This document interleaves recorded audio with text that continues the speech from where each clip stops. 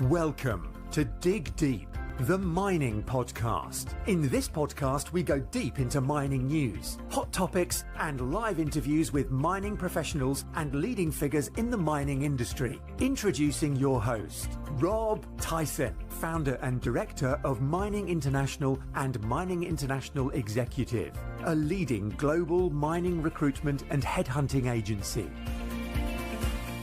Hi mining community, welcome back to another episode of the Dig Deep, the mining podcast. And today's guest is Scott Vincent, who's the president of the Critical Ocean Minerals Research Centre, who are an organisation representing a group of stakeholders who have been studying seabed mineral extraction. And they take a closer look at some of obviously the important issues surrounding this method of mining. And the organisation aims to provide a balanced information on obviously the environmental and economic aspects of deep sea mining. Obviously addressing both its potential benefits and concerns. Scott's background combines extensive experience in finance and investment with a focused interest in obviously marine resource management, positioning him to contribute significantly to obviously discussions on sustainable ocean mineral extraction. On this episode, he wants to talk about the benefits and negative of or impacts on harvesting polymetallic nodules, and some of the misinterpretations about nodule harvesting and what it means for this industry and with the new administration in power at the moment. Our sponsors, Hawcroft, are leaders in property risk management in the mining industry since 1992. And they offer insurance risk surveys, construction risk reviews, and asset critical assessments and more. They work across 600 sites globally and they support all areas of mining and resources. If you're looking for property risk insurance management services, then please visit their website at www.hawcroft.com, and all the details are in the show notes that accompany this podcast. Scott, welcome to the podcast. How you doing?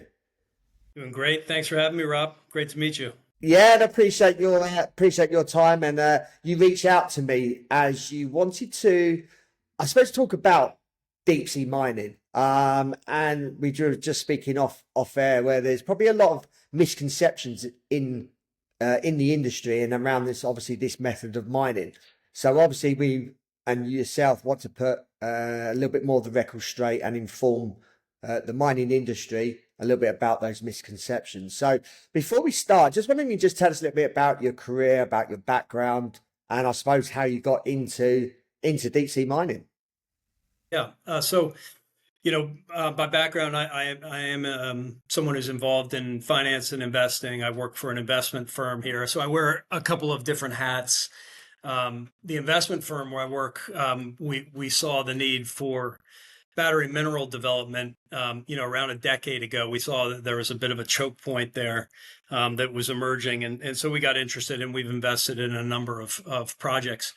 Around the same time, I also got interested in marine resources, first in shallow water deposits and then later in deep water deposits. So, those two things kind of converged, battery minerals and marine resources, with the emergence of a couple projects out there that sought to extract battery mineral resources from deep water deposits. So I'm involved as an investor in a number of projects.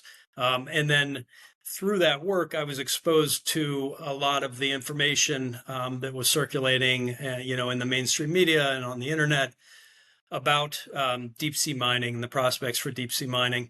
And we found that there was just a lot of misinformation, omitted information, and there was kind of a void in the marketplace where there wasn't a response from industry to counter some of the narratives out there that were being propagated by environmental groups and others with vested interests in opposing the industry. So I formed the Critical Ocean Minerals Research Center, or what we call COMRC, to kind of address that void and provide information that tries to add some balance to the discussion out there about deep sea mining.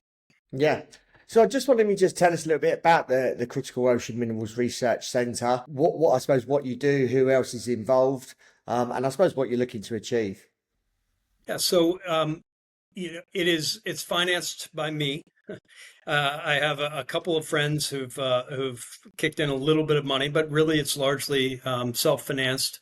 I have a team of advisors, most of whom are scientists who work in this area, who are just a fantastic resource.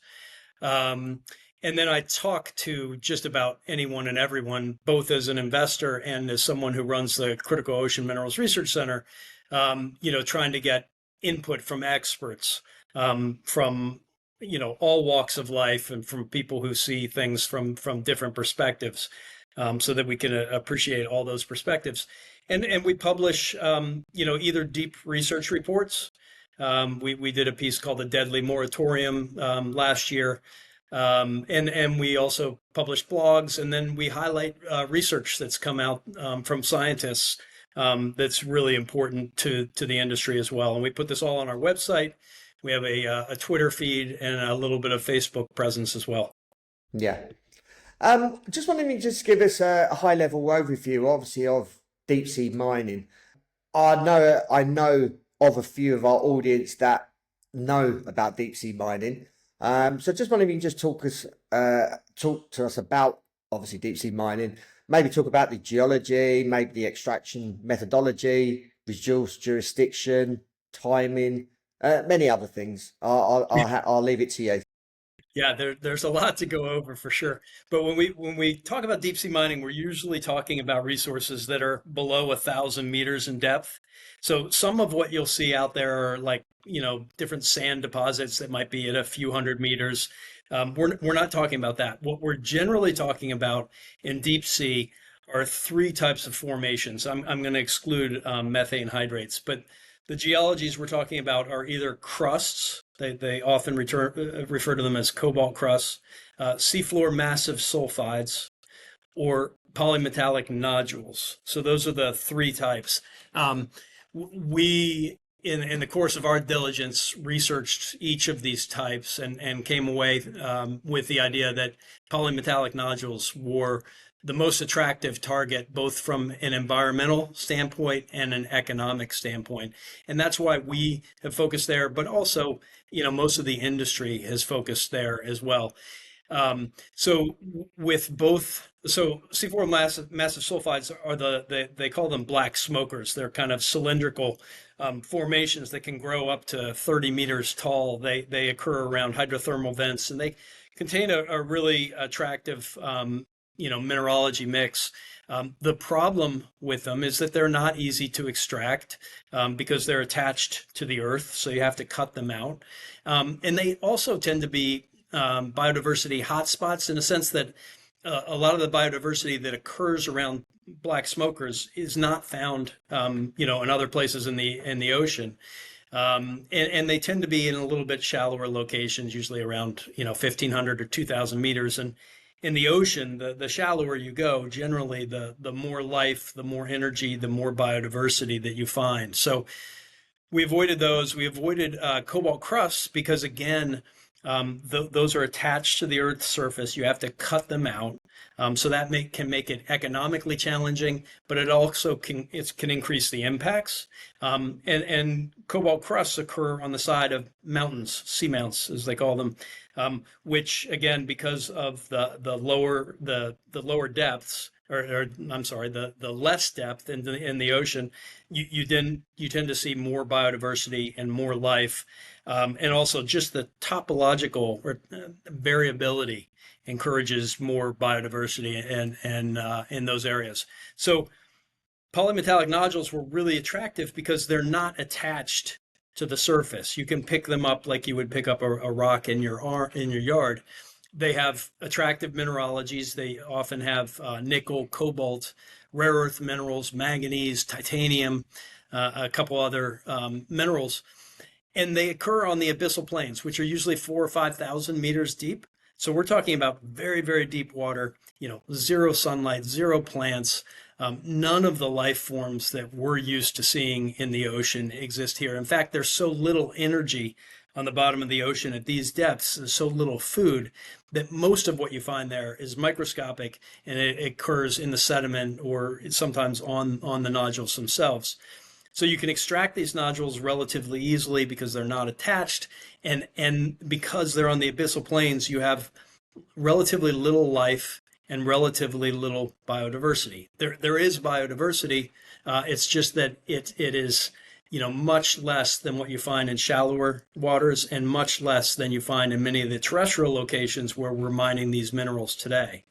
In terms of extraction methodologies, the uh, almost all the contractors use kind of a standard crawler, is what they call them. They look a little bit like tanks. They lower them down to the ocean floor. Now, these are big hulking machines, and some of the opposition likes to point that out and say, "Oh, these are very, very scary, and they're going to absolutely annihilate the bottom of the ocean." The fact of the matter is that they're almost neutrally buoyant at the bottom of the ocean. They actually have to set them to slightly negative buoyancy so they'll actually sit on the floor, but they don't even make that big of an impression because of that buoyancy. And when they collect the nodules, they do so by shooting a jet of water over the nodules, which creates a pressure differential that lifts the nodules as the crawler comes by. So the nodules fall into the crawler, along with some water and some sediment, and then the crawler takes it back to the lift system. The lift system usually is either a riser, which is used in oil and gas land, or skip systems. You can have these skips that are lowered and raised via hydraulic winch. And then there's another system out there that uses autonomous robots that actually pick up the nodules individually. So there's a number of different technologies out there, but the bottom line is you can extract these nodules without much, without actually non-invasively. And then as far as jurisdiction is really interesting because nodules occur in very deep waters. Most often that means United Nations territory. So the United Nations would govern those resources. The United Nations created the International Seabed Authority, or the ISA, to do that work. The issue with the United Nations is that you have between 30 and 50 countries in the ISA who derive enough of their GDP or their taxes and royalties from terrestrial mining firms that they're opposed to seabed mining. And though they will say that they oppose it because of uncertainty or on environmental grounds, the reality is that economically it's just not attractive for them to have this pursued because it might threaten their terrestrial mining activities. So that's a really big hurdle for ISA, and I think personally that has slowed down the introduction of regulations in the ISA as a result.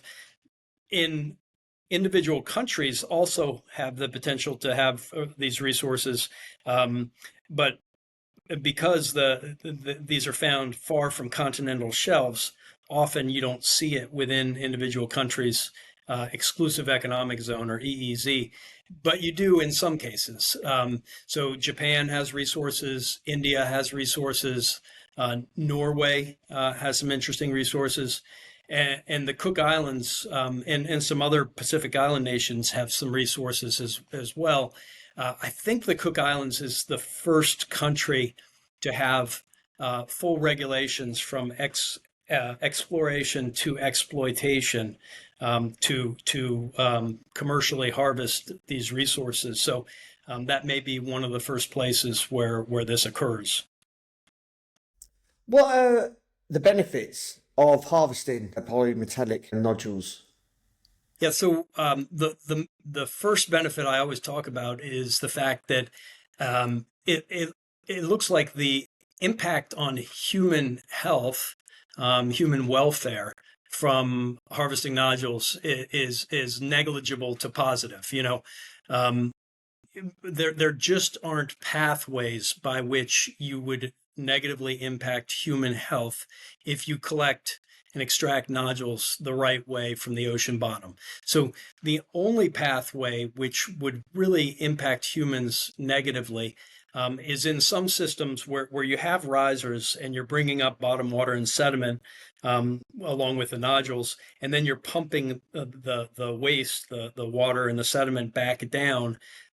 There was one contractor who was talking about releasing that sediment at first at 1,200 meters depth, which is close to the pelagic layer. And there was speculation that could get into the human food supply. So I know that contractor has now moved it down to 2,000 meters or lower.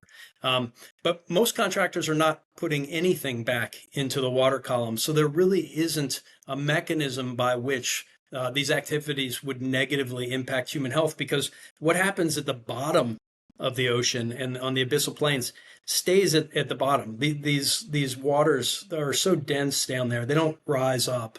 They just travel along the bottom. And so any plumes that you create, any dissolved metals that are disturbed, they settle back with time, and they don't migrate upward.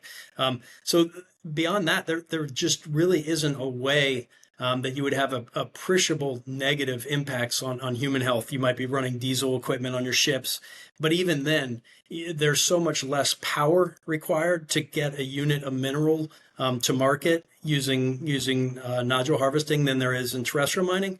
So, you have net positive effects from that.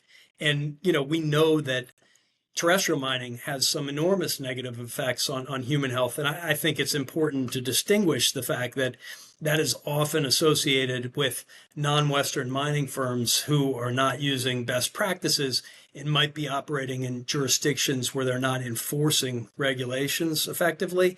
But we've all heard the stories of what's happening in the DRC and in Indonesia, and it's fairly appalling. So we have the opportunity, if we can displace some of that with nodule harvesting, saving a lot of humans from death, from illness, from displacement. So that's a big advantage to me of nodule harvesting. There's a whole list of other advantages, including a lot less CO2 emissions and sequestered release of CO2. Obviously, we can help rid ourselves of the dependency on China for a lot of these minerals.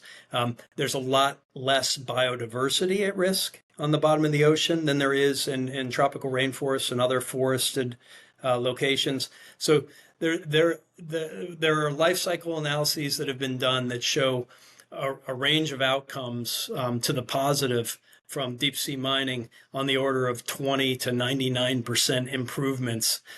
There's less toxic waste. There's almost no solid waste that comes out of nodule processing. So the list goes on, but there's some really enormous benefits here for society.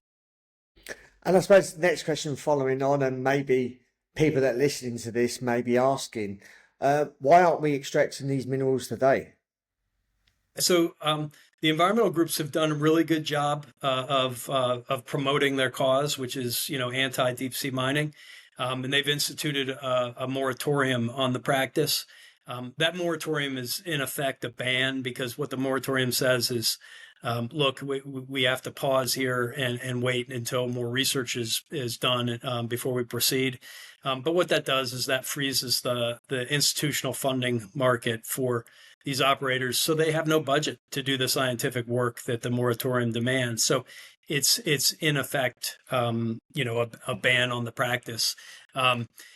Interestingly, these environmental NGOs are supported often by a host of parties, from terrestrial miners in some cases to governments, to a lot of corporates, and my own belief is that these corporates like Apple or BMW or VW, they've set their supply chain out there already, and to them that's a competitive advantage, and so they have every reason then to sign up with WWF to say, hey, no to deep sea mining, even though it would be to an advantage for the rest of society. So you get these people that work together to kind of preserve the status quo. And the interesting thing in my book is that WWF looks the other way when we have these atrocities in the DRC and Indonesia, they're completely silent on that subject, and they in effect say, "Don't look over there, look over here at the ocean, because we could wreck the ocean if we harvest nodules, and it's just not accurate, and it's not good for the world." Yeah. Obviously, we've spoken about the benefits, so I wonder what some of the arguments are against deep sea mining. Yeah, so like any extraction, right, there are negatives to doing this. First and foremost, you're removing part of the substrate, or the hard substrate that exists on the bottom of the ocean. And there was a study done 2 years ago that showed that 14% of the species that inhabit the bottom of the ocean, the abyssal plains, depend on or live on those nodules. So, that's bad news for that 14% within that mine footprint. We create plumes when we harvest these nodules on the bottom. The scientific work has shown that those plumes resettle within about 1,000 meters, or 1 kilometer. Sometimes it might be 2,000 meters, but it doesn't travel very far. And MIT has done a ton of work on that, and the contractors have done work as well. So, there's impacts from that sedimentation, coming down outside of the mine footprint, but those impacts are not particularly severe, because they've been studied, and the biodiversity and loss of biomass within those areas that are affected by sedimentation is just not that high. Other than that, there is noise, there is light from these operations. I should provide context, though. We ran the numbers, and if you use the International Energy Agency's projections for under its stated policy scenario for the amount of minerals that are required over the next 20 years, if we fulfilled all those requirements with nodule harvesting tomorrow onward for the next 20 years, we would only touch 0.06% of the abyssal plains. So we're still talking about a very, very small part of the ocean. And in fact, it's kind of interesting to note that we bottom trawl today 30 times that amount in a single year.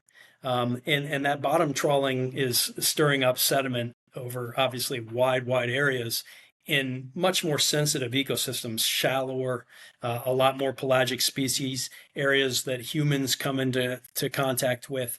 So the idea that we're somehow going to destroy the ocean when we touch 0.06% over 20 years in these very, very deep waters where we're not getting our fish supply and we're not coming into contact is just it's kind of a little bit off kilter.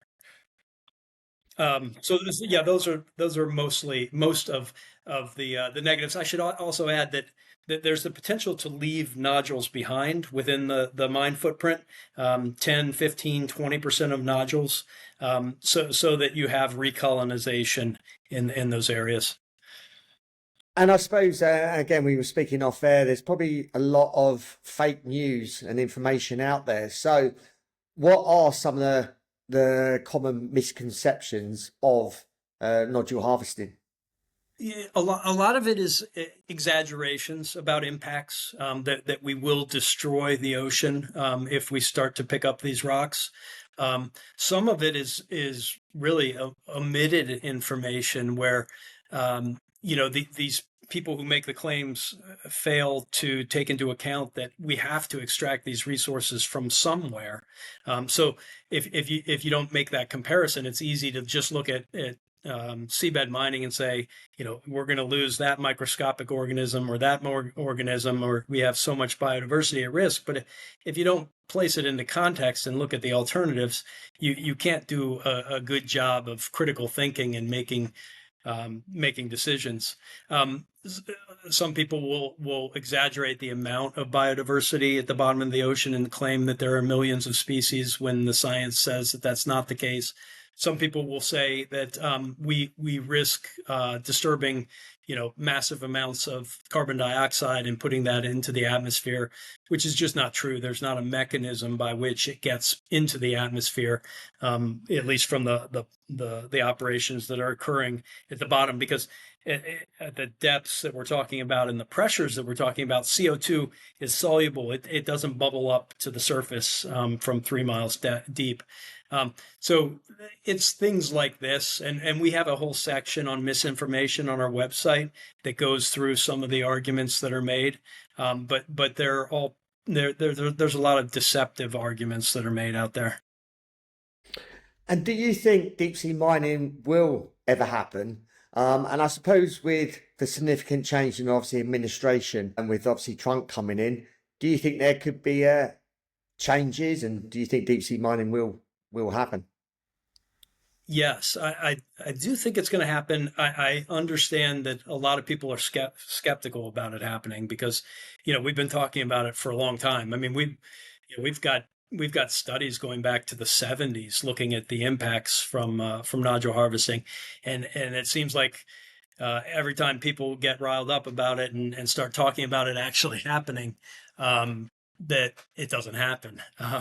So I think that it's a little tough in the United Nations right now, so they might not be the first to move. But I'm no expert at the UN, so I might be wrong about that. But I think that there are some countries that may move here fairly rapidly, and I think having a supportive U.S. government is a big deal because I think that, and this has been reported in the Wall Street Journal and other sources as well.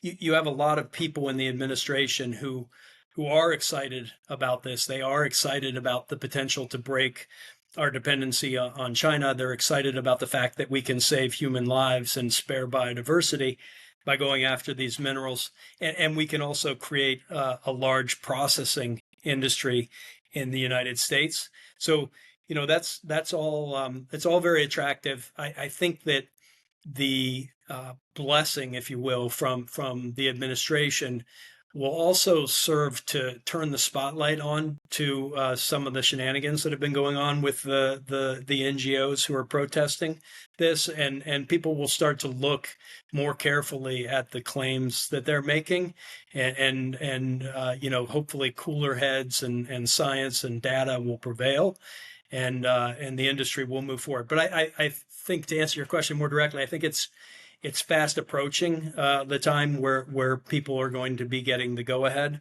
to move forward with careful operations, and there'll be a lot of work that goes into studying the impacts that go along with those first operations. But it'll be a good thing for this country, for the United States, and I think for Europe as well. And lastly, what's the outlook or short to medium term outlook for deep sea mining, and also for the Critical Ocean Minerals Research Centre as well, and yourself that's obviously heading that up? Yeah. So, I think that you're going to start to see some pretty good sponsorship coming into the industry from large strategics, as well as institutional investors, and that's monumental. That's a really big deal. I should say that the strategics are they're going to wait a little while. It's probably the institutional investors that come back first here, get things going, show that these models are economic. One thing you and I haven't really talked about yet, and it's an area where I focus a lot, is the economic attractiveness of these models. But I've done a lot of work and have done a lot of modeling on these opportunities, and think that the cost structure is really appealing for these for some projects. They're not all the same. Not even all nodule harvesting projects are the same, but the economics are there to support this investment. So we get that investment, and I think that'll eventually bring some of these strategics to the table, and they'll want to pay attention, because the size of these resources is absolutely massive. And then in terms of commerce and where it's going, we'll follow what happens with the industry and continue to report. And hopefully there's going to be less and less need going forward to call out some of these environmental groups for providing misinformation to the market, and we're going to have a more rational debate going forward. But we'll keep our fingers crossed on that. Yeah. Scott, really appreciate your time. Thank you for coming on and speaking about obviously deep sea mining, nodule harvesting, and talking about obviously the Critical Ocean Minerals Research Centre, obviously that you head up. If our audience wants to reach out to you, if they want to get some more information around deep sea mining, how can they go about doing that, and what social media platform channels are you on? Yeah, so we're on Twitter and Facebook and our website, and through our website is commerce.org. And on our website, there's a button you can push to get in touch. So happy to have conversations with anyone at greater depth on any of this. Yeah, we'll include those in the show notes, accompanying this podcast for easy access. So thank you for your time. Hopefully you want to maybe come on the podcast next year. Give us any updates on deep sea mining and any things that have happened, obviously, during the course of the next 12 months. More than welcome to come on. It should be very eventful 12 months. So I appreciate the offer, Rob. Great to talk to you. Yeah, and yourself. And thank you for your time. Thank you. Great. Thank you for listening. I hope you enjoyed the episode. Deep sea mining. We're all involved in mining, and most of the people listening to this are involved, obviously, mining on land. What about deep sea mining? What are your thoughts? Please share this episode far and wide. Share it across people within our industry, but also people outside of our industry as well, who are interested or may not even know about mining, may not even know about deep sea mining. But if you pass this episode on, there surely we'll get some understanding of what mining is about, and obviously a different form of mining. So thank you for listening. Hope you enjoyed the episode, and as always, appreciate your continued support, and until next time, happy mining. Thank you for listening. Remember to reach out to Rob via the show notes, and be sure to subscribe and leave a review. Until next time, happy mining, helping each other to improve the mining industry.